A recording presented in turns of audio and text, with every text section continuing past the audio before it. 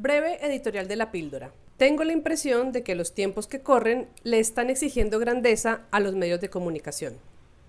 Les piden ceder, doblar el orgullo y guardarlo en un bolsillo, aprender a agachar la cabeza. O para que no suene tan difícil para el ego, digamos que los tiempos que corren están pidiendo autocrítica y reflexión. Adicionalmente, están exigiendo que ambas cosas se hagan públicamente. Y ahí vuelve a ponerse difícil el asunto. La buena noticia es que los medios no están solos en eso. La misma exigencia se le está haciendo al presidente de Colombia, el señor Gustavo Petro. La mala noticia es que a los dos les está quedando grande la tarea. Para quienes se estén sintiendo aliviados por este planteamiento y ya tengan afilado el dedo acusador, debo decir que la falta de grandeza del gobierno y los medios frente a los asuntos recientes nos está regresando por rebote una instantánea de nuestra propia falta de grandeza. Y es sobre todo por eso que los invito a revisar, desde mi perspectiva, los hechos recientes. ¿Qué hace un presidente dejando caer datos imprecisos y estigmatizantes para referirse a una institución cuyo objetivo es nutrir y proteger la libertad de expresión como es la FLIP? El trino en cuestión, que permanece fijado en su cuenta de X, dice así: ¿y cuándo la FLIP de Pacho Santos defenderá a la ciudadanía contra la calumnia vestida de información? ¿Qué hay que resaltar de esas dos líneas? Por un lado, que aunque sea absurdo, como esto es Colombia, vincular a cualquiera con un ex vicepresidente y quizás hasta ex periodista que hace parte de una familia de presidenciales es estigmatizar, dados los sonados presuntos vínculos de ese Santos con los paramilitares. Por otro lado, pedirle a la FLIP que regule las fallas del periodismo es desinformar al afirmar que esta organización tiene que hacer cosas que no hace, pero sobre todo, responder así a un llamado de atención de la FLIP, que es el origen de ese trino, por estigmatizar a una periodista que está exigiendo respuestas sobre una investigación relacionada con corrupción en el gobierno, es desviar la atención sobre la necesidad y la obligación de entregar esas respuestas. Todo lo anterior sabotea la confianza en el gobierno, pero además sabotea la posibilidad de tener una conversación pública justa, fluida, democrática y de altura.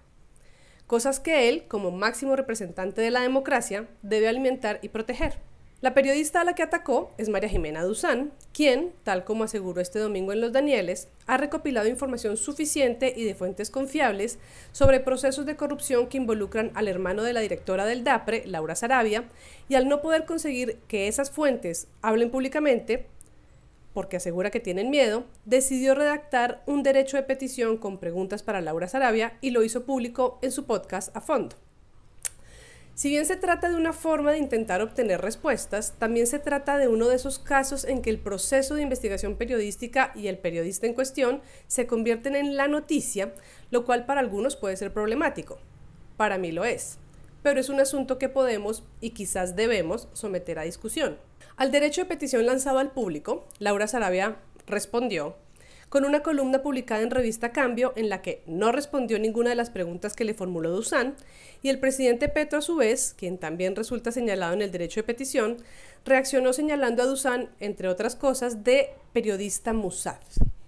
El trino dice así: he respetado en su vida periodística a María Jimena, la considero una periodista de verdad y víctima de la violencia paramilitar, pero seguir la carrera de Vicky es un camino de desacierto y mentira.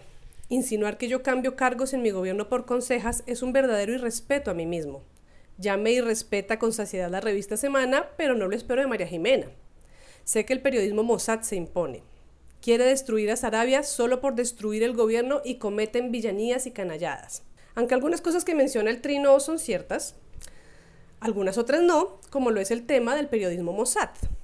¿Qué es periodismo Mossad? Básicamente es una expresión sobre la cual, al intentar entender algo en Google, uno encuentra explicaciones alteradas según la visión pro-Israel o anti-Israel de quien la emite.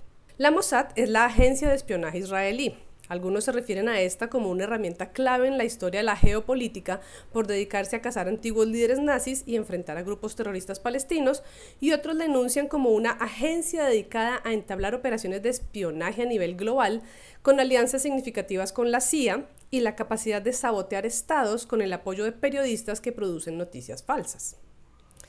Seguramente algo de cierto tienen las dos explicaciones, pero en cualquier caso hablar de periodismo, del periodismo de María Jimena Duzán como un periodismo Mossad, Es críptico, es falso y es estigmatizante todo al mismo tiempo. Porque una cosa es convertir un proceso de investigación en noticia y otra cosa es mover noticias falsas aliándose con una agencia internacional de espionaje. Pero sobre todo, una cosa es responder al requerimiento de una periodista y otra cosa es atacar a esa periodista por hacer ese requerimiento y meter su trabajo dentro del gran costal del periodismo antiético, sesgado y vendido que en efecto existe en Colombia. Un periodismo indignante que cada vez queda más en evidencia, que se está comiendo vivo al buen periodismo que pese a todo sí tenemos y que lamentablemente resulta protegido por la defensa de la libertad de expresión y la considerable ausencia de autocrítica y reflexión por parte de los medios de comunicación buenos, malos, no tan malos y no tan buenos. Si el presidente Petro los mete en un mismo costal a todos a punta de falta de grandeza y buena parte de la población se pone de su lado en este desacierto, es en gran parte porque todos los medios se permiten habitar el mismo costal al resistirse a hacer un alto en el camino y reconocer ante quienes los consumen las enormes grietas que están colapsando el ecosistema. La evidencia más lamentable de esto es el estruendoso silencio que todavía duele entre quienes queremos confiar en el periodismo frente a la investigación publicada por Vorágine, la cual pone sobre la mesa la incoherencia ética inherente en la decisión del periodista Joir Ackerman de oficiar de columnista de revista Cambio por un lado, poniendo luz sobre las dimensiones del entramado paramilitar, y al mismo tiempo trabajar para una empresa que realiza investigaciones sesgadas, redactadas para favorecer la defensa de una empresa que financió paramilitares como lo es Chiquita Brands. El silencio de los medios se convirtió después en apoyo a la respuesta que publicó Joir Ackerman ante la investigación. Una respuesta que, al igual que la respuesta de Sarabia, no asume ninguna responsabilidad ni ética, ni moral, ni social frente a los cuestionamientos que se le hacen. Ambos responsables, que no se hacen responsables de nada, se denuncian como víctimas de ataques personales, seres asediados por la envidia que no tienen por qué rendir cuentas sobre sus actos. El apoyo de los colegas a Ackerman nos dice sin ningún pudor que así funciona el país, que así funcionan los medios, que así funciona su relación con los grandes empresarios, que así funcionan los grandes empresarios en relación con los paramilitares y que no hay nada que revisar. Para algunos, todo esto puede ser problemático. Para mí lo es.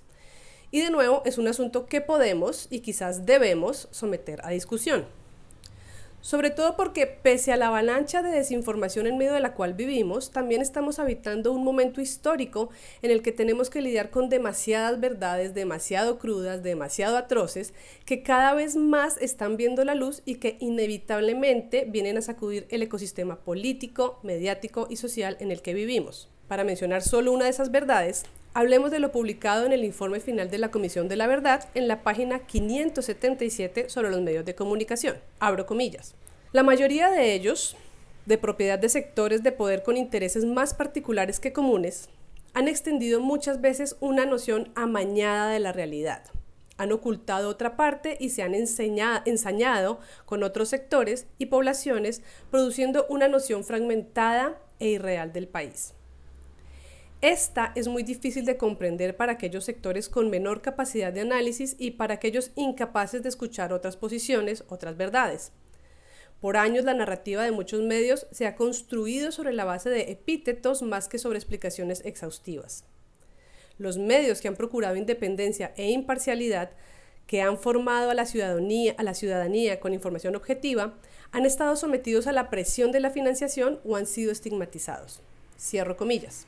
Me parece que lo que tenemos aquí es una gran conversación pendiente sobre una responsabilidad puesta en evidencia y aún no asumida por los medios de comunicación, pero también tenemos otra buena reflexión que hacer acerca de todos los medios y los periodistas que se jugaron la vida y la perdieron al decidirse a publicar las verdades de lo que estaba sucediendo a lo largo del conflicto armado.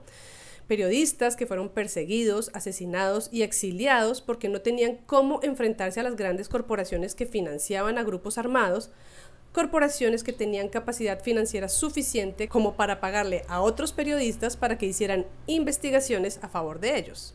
Periodistas que a la larga fueron traicionados por otros periodistas y que en muchos casos solo encontraron cobijo en instituciones como la Fundación para la Libertad de Prensa o FLIP, a la cual pudieron acudir para tener asesoría y acompañamiento frente a silenciamientos por cuenta de persecuciones judiciales o amenazas. Porque ese es el trabajo de la FLIP en un país tan convulsionado como Colombia. Pero además, como esto es Colombia, A esa conversación que tenemos pendiente y que requiere de una buena dosis de grandeza de todos los participantes, hay que agregar otras verdades complejas como la expuesta en un trino por el periodista Nacho Gómez, quien es miembro de la junta directiva de la FLIP y es uno de los grandes investigadores del caso Chiquita Brands.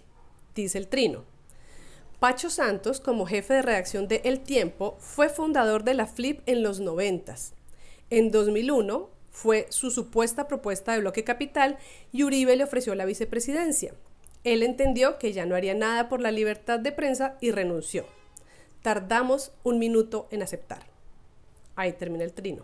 Yo diría que pudieron tardar incluso menos de 1 minuto. El caso es que, desde 1990 hasta hoy, año 2024, muchos caminos se han cruzado y muchas responsabilidades se desprenden de esos cruces de camino. Y mientras no tengamos la grandeza de reconocer todos esos contextos y todas esas responsabilidades, la confrontación inútil y el desprestigio que está acumulando tanto para los medios como para el gobierno, seguirá dominando nuestra muy mal llamada conversación pública. Esa es la breve editorial de hoy. Gracias por verla. Si les gusta, compártanla, comenten y nos vemos en un próximo live, quizás ya la otra semana. Nos vemos.